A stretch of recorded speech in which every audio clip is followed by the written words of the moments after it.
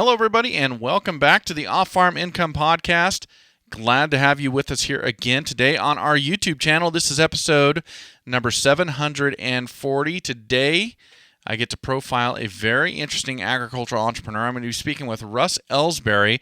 Russ owns his own custom combining business, started out combining beans, and then moved into corn and into wheat. Now, a very, very interesting part of this interview is where he talks to us about how he got his very first combine and how he paid no money out of pocket for that and wound up with a 4-year-old combine. Really, really interesting.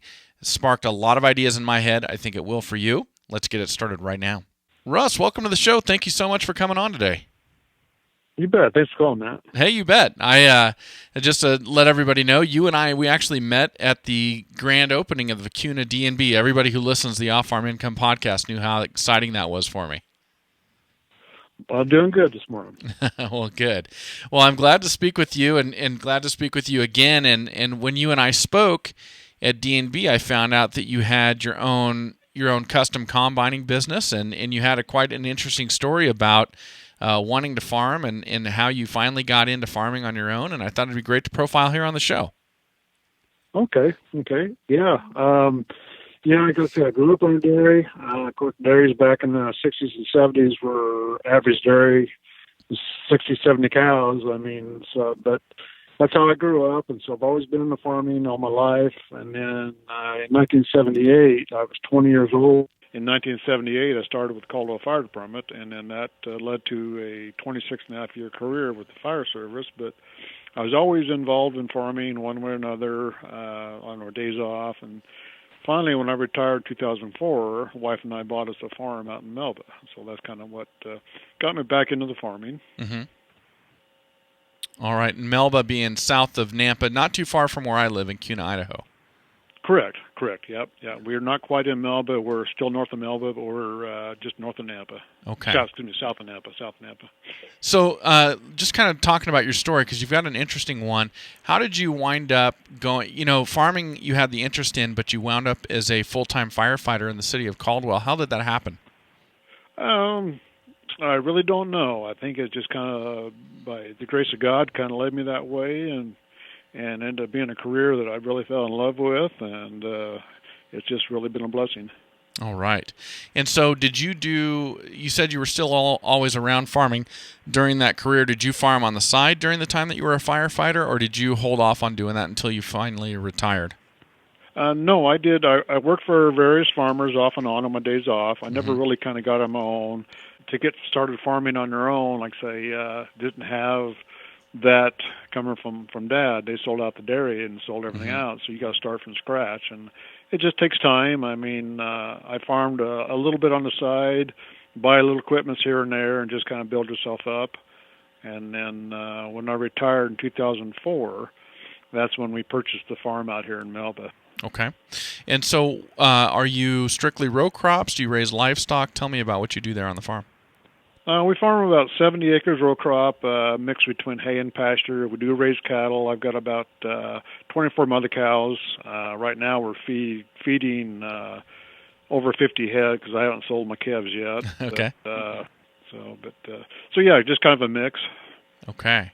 So, and that's kind of a similar story to me. I bought my farm. I did not make it to retirement as a police officer, but I worked as a police officer for 15 years, always with my eye on buying a farm and starting farming, and finally got it done after about 20 years. But we've got similar stories in that respect, it sounds like. Yes, we do. Like I say, you kind of, to be farming anymore, it's tough just to get started as a young farmer from scratch. Mm-hmm. And you're like me, now I've got a retirement coming in, and you had a wage coming in there for a while, but yeah, my wife still works full time, and so it's we talked about the other day. Is if it wasn't for her job and my retirement, there's no way we'd be doing what we're doing. Sure, yeah, and that's true for right around 90% of anybody involved in agriculture in the U.S. who's farming. They've got either a spouse bringing in income from off the farm, or they're doing it with a side job or with a full-time job. So yeah, absolutely. And obviously that's what I still do with broadcasting and things like that helps support what I'm doing on our farm. Exactly. Kind of support our hobby. Okay. Now you started a side business, or at least you repurposed some of your equipment to bring in some additional income to support your farming endeavors as well. Can you tell us about that? Yes, back in the early 90s, mid 90s, I still with the fire service, but I wanted to start up a sideline business as far as doing custom combining, because in the event that when I knew I was going to retire, I wanted to have something to kind of fall back on. So I purchased my first combine in probably 94, 95, and started combining beans, and it just kind of evolved from there. I've updated combines probably.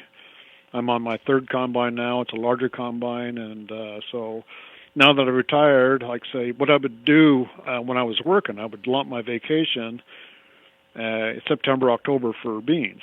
Okay. Pretty much just did strictly garden beans and dry beans. And but I mean, that's not a good way to be spending your vacation time. But you do what you got to do. Right. So, and then now that I'm retired, I did buy a bigger machine, and now I do wheat. I think last year I ended up about 150 acres of custom wheat, and then did about 300 acres of beans this year, and then I also do corn. Okay. Now, when a lot of my listeners are in the Midwest, and so when you say beans, they're thinking soybeans, but we're in Idaho, so we're talking about something different. So what kind of beans did you start out combining? We're doing garden beans. These are the beans that your processors like, Green Giant would grow. A lot of the stuff you find in a store in a can. But our beans in this area are strictly for seed. Okay. The germs, or at least our climate in our area, is well known for growing seed crops. So our crops that we combine will probably be 2 or 3 years out yet from being actually sent to the processor to grow out. Okay. Now, when you started out, you were very specific about combining beans. Why did you specialize, I guess, in beans? I had a smaller machine. It was an International Axoflow 1420, which is the smallest one at that time. And then we did a bunch of. I was working through a seed company, Novartis Seed or Rogers Seed Company. And they had this brainstorm to build this machine and try and do away with a lot of the augers. So they hired me. It just kind of that was another God thing. It's just I was looking for a combine, and then I was led onto them. And they hired me they bought the machine, but then they hired me to do all the conversions with belts instead of augers, and then I ended up buying it from them a few years down the road. Okay. So before that happened, you had your eyes set on buying a combine and using that to run your side business. Is that right? That's correct. And like I said, my main focus on that was I knew I was going to be retiring someday, and I wanted to have something up and established so I can just continue that after retirement. And so with that in mind, how did you choose buying your own combine and wanting to do custom combining? How did I choose? I was running a combine for another guy. He was just hired me as an operator, and it kind of got me hooked on it. So I just knew I kind of wanted to be on my own, so I just started looking, and that's how the other thing kind of happened. And did you saw something there in our area that people were hiring folks to do custom combining? You saw kind of a need in the marketplace or something like that?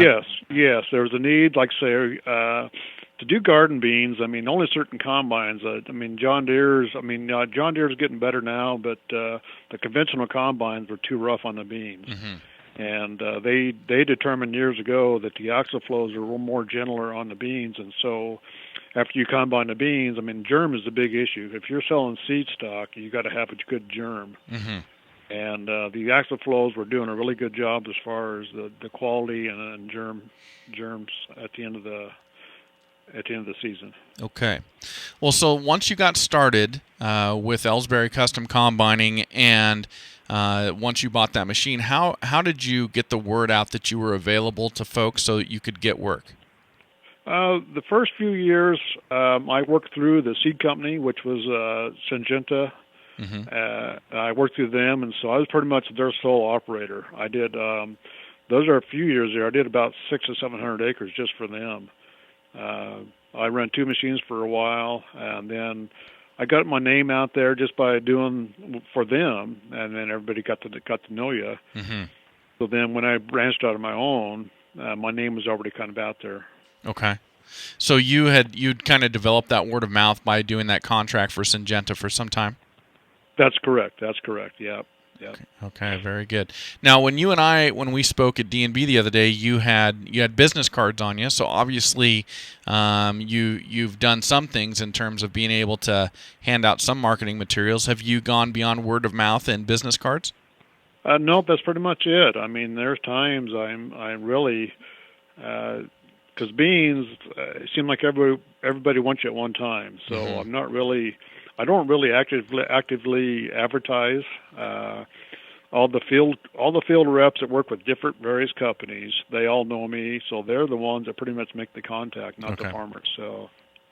Got it. So they're arranging for this. So the farmers are growing the seed as a contract for them, and then the field reps, they're finding the person to harvest it, to combine it. Yeah, either the field rep or the farmer itself. I mean, the farmer itself knows me, so they'll call me direct, and then I'll just find out who their company's with, and then because they have to usually come out and they have to inspect the combine. They got to kind of help set it up to make sure they're getting their quality they need. Okay. And you don't just dive into a field and go. You have to have their blessing, so to speak. Okay. And now that you've added wheat and corn onto your custom combining business, how does that impact what you do? Is it just a matter of changing the head or something like that, so you make sure and don't damage the germ and the bean crop? That's correct. Yeah, there's different. Like I say, I have 3 different headers. I've got my grain header, and then I switch over and switch to my bean rake up, and then as far as the combine setting, you have your small wire concaves you use for wheat. And then when you do beans, you switch over to your large wire concaves, and then the large wire stay in all through beans and then corn. And then when you change your grates over before you do corn, I run different grates in the corn. And there are different settings. I mean, you run your beans with the rotor down about 250, 240 if you can get it down that low. And but to wheat, you're thrashing you're running the rotor speed up to between 1,000 to 900 RPM. Wow. So there was different settings for different crops. Yeah, for sure. Wow. Now, a combine, that is a significant purchase. So when you were first starting out, how did you fund all this? Well, that's one thing where Syngenta come in. They pretty much they bought the combine. They hired me to do all the conversions, and then we did it on like a 40-60 split. And so I got like 60%, and then the other 40% went to the company. And I think it took me 4 years to get it paid off. Then once I paid it off, then it was mine. That's a magnificent way of doing that. It was. It really. I mean, it would have been tough for me to go out there and finance that without any backing as far as buying a combine. I think the price on that was like $20,000. Wow. And so do I understand correctly? You had no cash out of pocket for the combine, and it was just a matter of you were still generating revenue. You just weren't generating 100% of the revenue until the combine was paid off. Is that how it worked? That's how it worked. The fuel on that 60%, the fuel and the parts was on me. Okay. So, but yeah, there was no out-of-pocket expense, and so it worked out really good as far as getting into it. That is great. Wow, really interesting. That gives me ideas. Just I love doing this show because somebody will they'll tell me about the way they got something done, and all of a sudden something sparks in my mind, and I go, oh, I've got an idea where I could use that idea or something like that. Exactly. And that's the whole point of the show is hopefully somebody out there listening got that spark when they heard you say that too and went, oh, there is the answer I've been looking for. Really cool. Yep. And then it gives you the avenue to upgrade because now you've got a piece of equipment that's still worth some value. Yeah. Matter of fact, that 1420 is still in the area. A friend of mine bought it because he likes the way it did the germs he always did good on whenever I combine it. The germs were always good, and a lot of the seed companies will pay kind of a premium. They got a germ clause, but they pay a little bit more. So they ended up buying it from me, and then I bought another one, and then I sold it to the same farmer, and then it allowed me to buy my bigger 2144 axle flow. Wow, very cool. Well, that is great. On this episode, on this show, the interviews usually go about 40 minutes, 45 minutes, but it's all about just that one moment where we can get a tip like that where somebody can go, okay, now I've got an idea. That's awesome. Well, good. Let's hope something can kind of trigger for somebody. All right. Well, so you had this idea. You had this great agreement set up. So was there a point in time as you were developing this side business and doing this where it kind of clicked for you, where you went, okay, this idea is going to work? Yeah, shortly after I got going. I mean, I seen the need. I mean, not everybody has an axle flow combine. I mean, there's more and more of the pickets that are coming in, picket combine, which is pulled behind with a tractor, and they do a really good job. I mean, but there's still a lot of axle flows out there doing it. I'm seeing some of my acres slowing down a little bit. Of course, the older I get, I'm slowing down too. But no, I seen the need was out there, and it just kind of like it fell into it, and it worked out pretty good for me. All right. So for folks like me who are somewhat combine illiterate, when you say axle flow combine, what do you mean? Okay, Case IH, which is the international ones, back in '78, I believe, they developed, instead of having a standard rotor in front, which, trying to explain this, it's parallel with the wheels, I guess, was just right under the cab. This is basically like a torpedo. It's about 10 to 12 feet long, and it's parallel. Well, it runs the same direction as the machine does. Okay. So it's like a screw going through wood. It actually pulls the material up and runs it over the concaves, and that's what does the thrashing. Okay. I can picture it, and I know I've seen them. But now that you're explaining it, I've got it in my mind right. Okay. Yep. Really interesting. Well, it's interesting what you said about your acreage kind of slowing down, and luckily for you, that coincides with you wanting to take it a little bit easier. But it's in a whole other dynamic of where we live. A lot of good crop ground is turning into subdivisions, and so we're losing acreage all the time. That's right. And then as the farmers grow older, they're wanting to retire. And so, it's just kind of the ground is kind of diminishing, and but what do you do? I mean, here the guys want to retire, but they're in their. I think they're saying now that the average age of the farmer is like 58 or 60, somewhere in there. Yep. And so it's the ground is the only thing that's worth anything right now, and so. I'm kind of in the same boat. I want to sell some ground, and our county is kind of balking at it, and it makes it tough for the guys that really want to slow down or retire. Yeah. So you want to sell ground to somebody who wants to farm it, or somebody who wants to develop it? No, not development. No, it would be just. I've got a nephew that wants to buy 5 acres, and then the rest of it would be probably. I think there's a 10 or 11, and then a 13. So it would be. I want to kind of cater to the mini farmers, the hobby farmers, and no, it's definitely not a development. I'm not really into that. Well, I know it's happening constantly, but anyway, that's a topic for another day. So let me ask you. So you kind of exposed this way that you got started and funded this combine, which is great. I want to ask you, just for people out there listening, if they heard that and they're like, I'm going to try and do that. I'm going to approach a Syngenta or a whomever with that idea. What advice would you have for them on proposing something like that? Similar, just what you said, and kind of what I did. I mean, the idea came from the seed company themselves, and so they, like I say, the timing was everything. They were thinking of the idea about the time I was looking. So if someone wants to get into it, they're really leery about having someone come into it cold turkey. I mean, I was blessed that they put enough trust into me to do it. But yeah, you may want to approach a company and just say, hey, look, I have an idea, or I do have a talent, I guess, so to speak.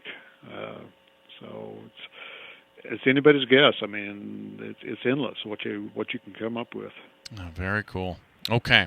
Well, I'm going to take a quick moment, Russ, and just acknowledge one of our sponsors. Everybody, I am talking about Powder River Livestock Handling Equipment. They make absolutely fantastic squeeze chutes, runways, calf tables, sweep tubs, whatever it is you need to handle your large livestock safely and to minimize that stress when you do need to bring those cows in. We hope you go over to PowderRiver.com, check out everything they've got to offer, and make sure you're asking your local farm and ranch retailer to carry that green cattle handling equipment, that green large livestock handling equipment.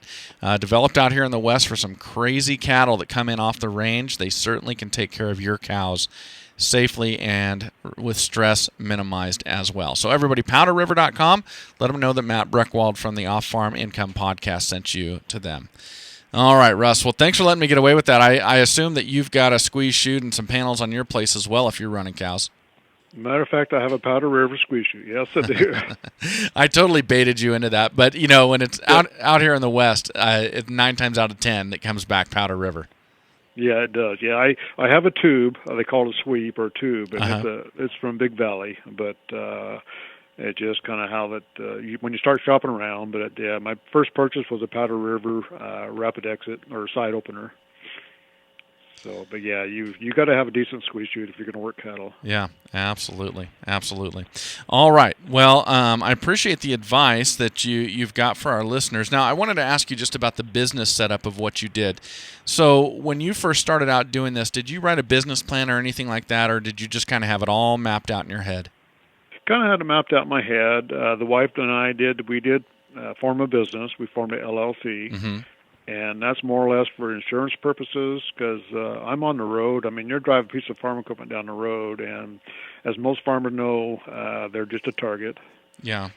And so we formed an LLC, and so we do keep our custom work separate from the farm. Our accountant does roll it all in at the end. He does roll it all together. Mm-hmm. But as far as our expenses, I have an LLC account set up at my local dealership. And I have a credit card that's just LLC, and so all the purchases for the combine, and I even use my service truck. I have a 2001 F450 as my service truck. Okay. And all the expenses come off of LLC. Okay, got it. So you don't commingle anything; you keep it all completely separate. Correct. With an LLC, you have to keep it separate. Mm-hmm. Yeah, absolutely. And, like I say, but the accountant does at the end of the year, all the funds and all the expenses, they all just kind of roll into the one deal. Like I say, we work through an accountant, and that's probably the biggest advice I can get is definitely having an accountant on board. And that caught us one year. We were just using some guy that was really good at doing taxes, but we never sat down in the fall to kind of do a checkup, so to speak. Mm-hmm. And it happened to be the one year that we did really well, and we got a $27,000 shock that we owed.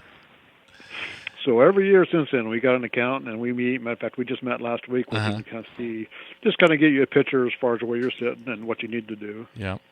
Yeah, that is a shock. Now that I'm self-employed, I pay quarterly taxes, and I have to write a check every quarter, and everybody should have to do it that way because it really... Yeah.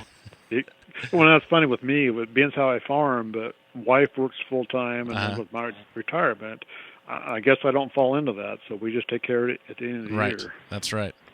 Yeah, really interesting. Okay, so I want to ask you about how you grew your business over time. So you started out with beans, and then the next header you bought, was it for corn or was it for wheat? Well, I purchased my latest combine about 10 years ago. I found that 2144 in South Dakota. And so when I bought that 2144, that's when I bought my wheat head. Okay. I didn't start doing wheat until probably about 10 years ago. Okay. All right. And was there a learning curve for you there, or had you combined wheat before? No, I've combined wheat before. Okay. I've combined wheat. Corn was probably the biggest one. I mean, corn's really simple though, but just certain different settings and certain things you got to watch for. So I had just a few people kind of give me some pointers and stuff as far as what the cob should look like when the cob comes out, and how to position the header. You don't want the header down too low because then that ear is going to come down and slam the butt plates, and then you start getting what they call butt shelling. So it's just there's a learning curve. You kind of learn as you go. Mm-hmm. And what made you want to expand into other crops? Like, was it a matter of wanting more work? Was it a matter of beans diminishing? Why did you change? Mostly for me was I was farming I'm still farming, and I had my own crops to combine, and so it's just nice to have your own combine to do your own crops. Okay. Now, oh, sorry. Go ahead, Russ. No, it's fine. I just, I had being how I had my own crops, I could go out and do extra custom work because now I have the headers to do it. Okay.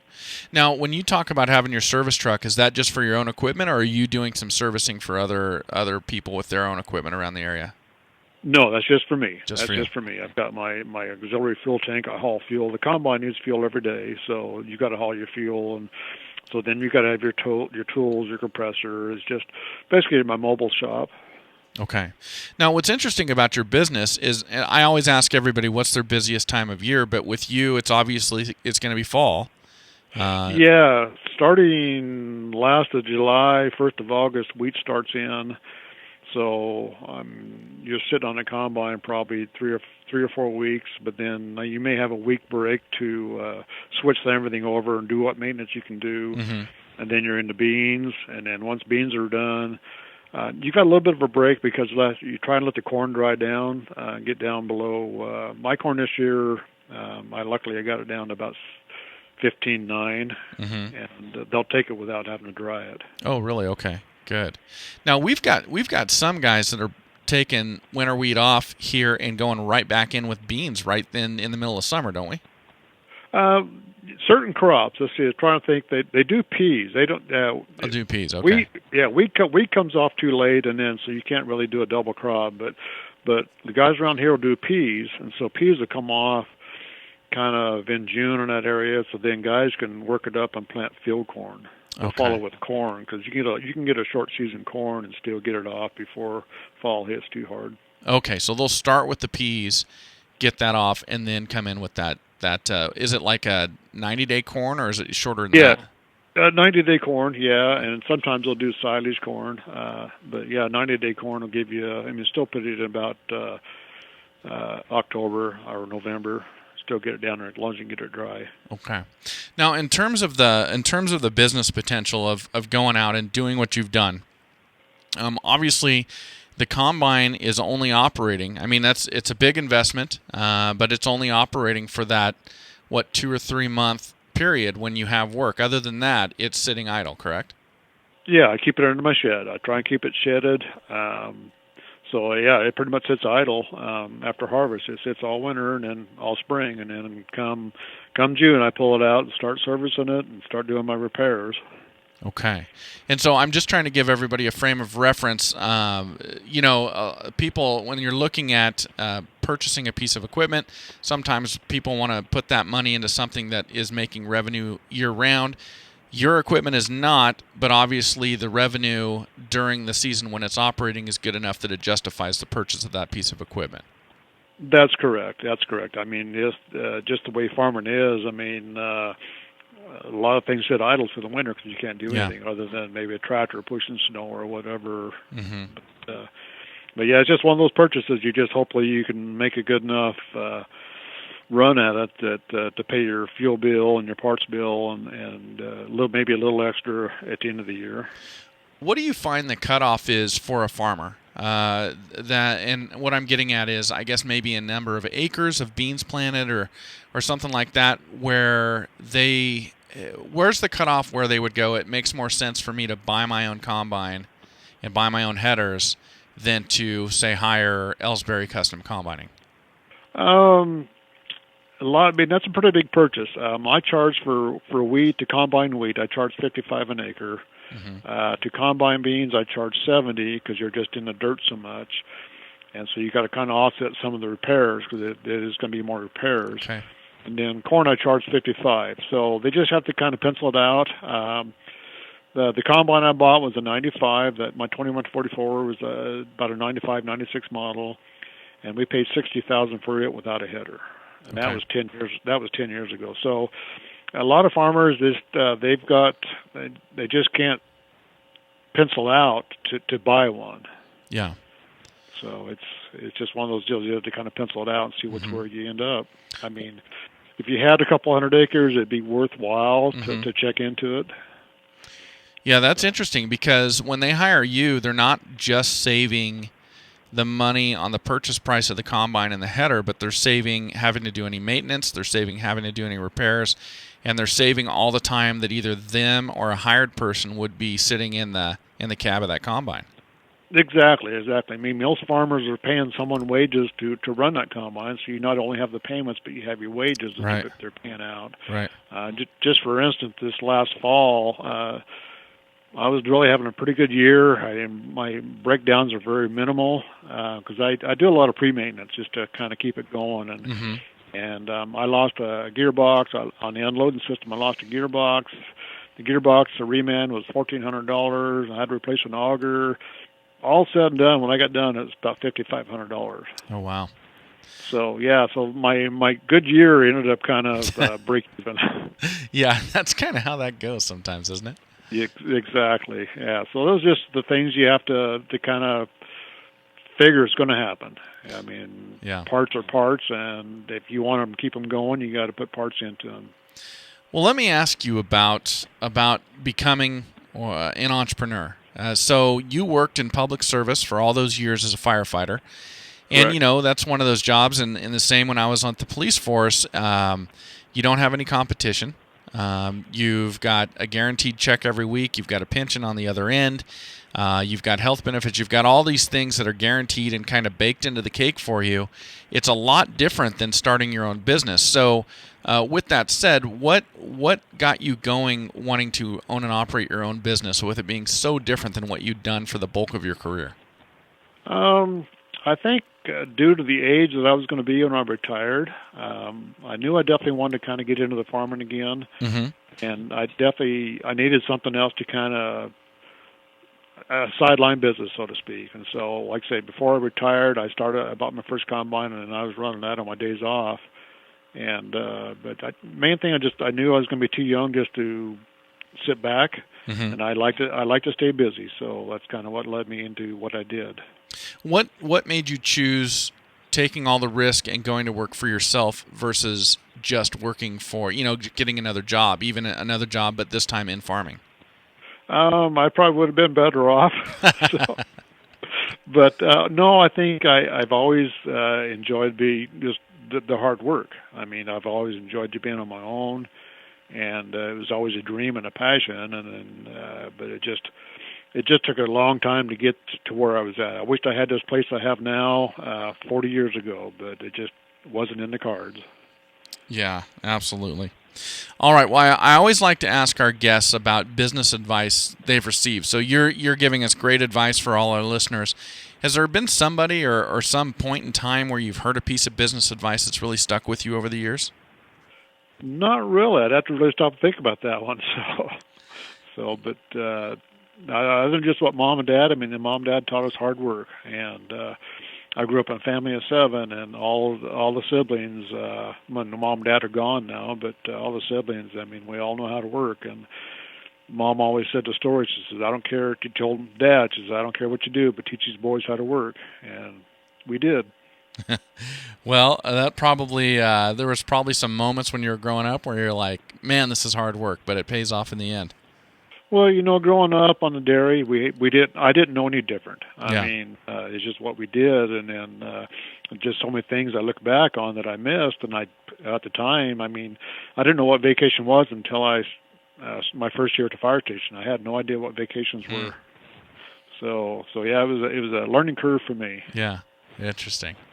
All right. Well, I always ask everybody about this as well, and so when I decided to leave public service and start my own business, I had a lot to learn, and I had skills I had to develop, but there were some things I never had to develop. They just came naturally to me, and they helped me to succeed and be able to run my own business. I call those a personal habit.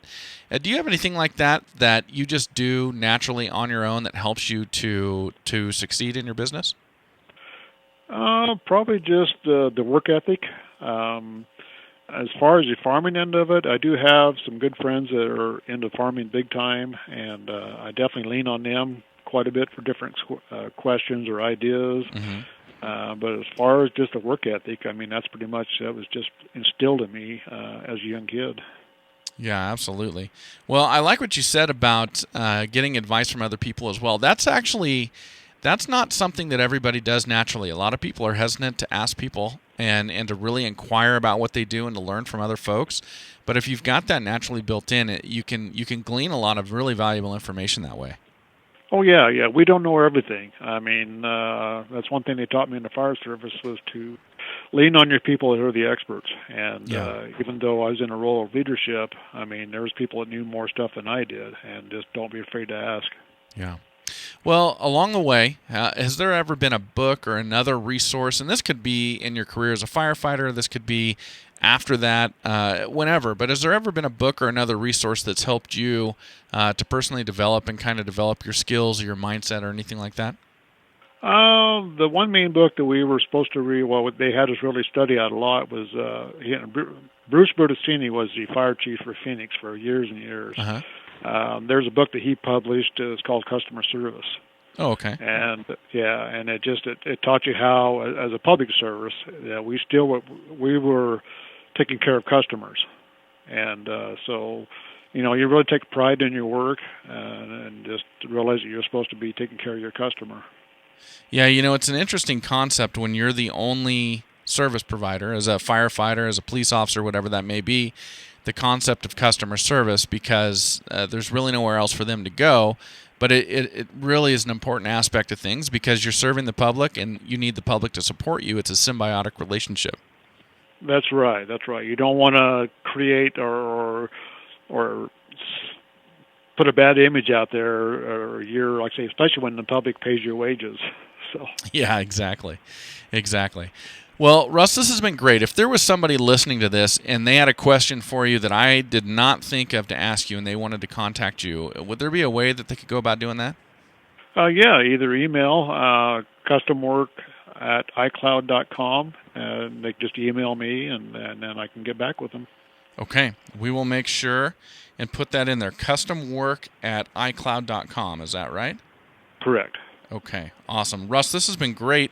Thank you so very much for coming on and doing this today. Okay, hey, thanks, Matt. Appreciate it. Well, thank you for being here, everybody. I really enjoyed that conversation with Russ. I hope you enjoyed it as well. Hope you have a great new year. And as always, enjoy your journey to the ultimate lifestyle business, agriculture.